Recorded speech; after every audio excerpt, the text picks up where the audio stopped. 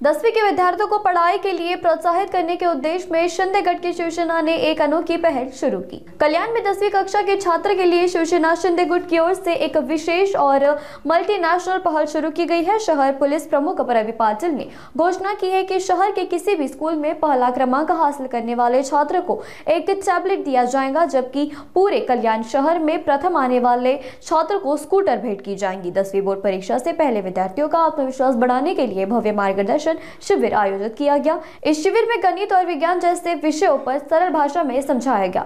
नारायणगंज में शहर के विद्यार्थियों को परिसर के डरने के बजाय आत्मविश्वास के साथ सामना करने का मार्गदर्शन दिया। शिवसेना कल्याण शहर शाखेच्या माध्यमातून अतिशय सुंदर असा उपक्रम 10वीच्या विद्यार्थ्यांसाठी मार्गदर्शन शिबिर तज्ञ शिक्षकांच्या माध्यमातून आज या ठिकाणी होत आहे आणि याचा अतिशय आनंद शिवसेना कल्याण शहर शाखेच्या सर्व पदाधिकारी असतील, लोकप्रतिनिधी असतील, कार्यकर्ते असतील यांना होतोय।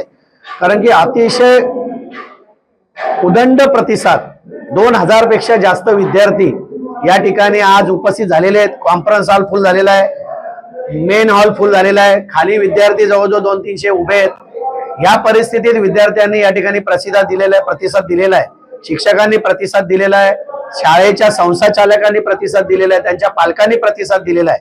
कारण की येणाऱ्या काळामध्ये 10वी आणि 12वीच्या परीक्षा आहे, याचे मार्गदर्शन शिबिर होणं हे मुलांच्या दृष्टीने खूप महत्त्वाचं असतं।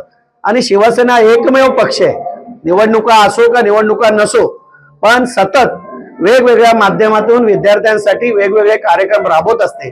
त्यातलाच हा शिवसेनेच्या माध्यमातून 10वीच्या विद्यार्थ्यांसाठी मार्गदर्शन शिबिर आज होतंय आणि अतिशय वर्ल्ड फेमस असे शिक्षक या ठिकाणी गव्हाणे सर असतील आणि इतर सर असतील, गणित आणि विज्ञान याचं मार्गदर्शनासाठी आलेले आहेत। आणि आपण पाहिलं की तुडुंब असं पूर्ण हे थिएटर भरलेलं आहे आणि बऱ्यापैकी मार्गदर्शन शिबिर मुलांना आवडत आहे, याचा आनंद आम्हाला आहे। त्यांना हा संदेश द्याल की येणारी पिढी ही या आपल्या देशाचं भविष्य आहे, त्यांनी चांगला अभ्यास केला पाहिजे, आई वडिलांचं स्वप्न पूर्ण केलं पाहिजे, त्यांचं स्वतःचं करिअरवर लक्ष दिलं पाहिजे आणि जास्तीत जास्त नशेपासून दूर राहिलं पाहिजे। कारण की आज नशेच्या विळख्यामध्ये अनेक विद्यार्थी गुंततात।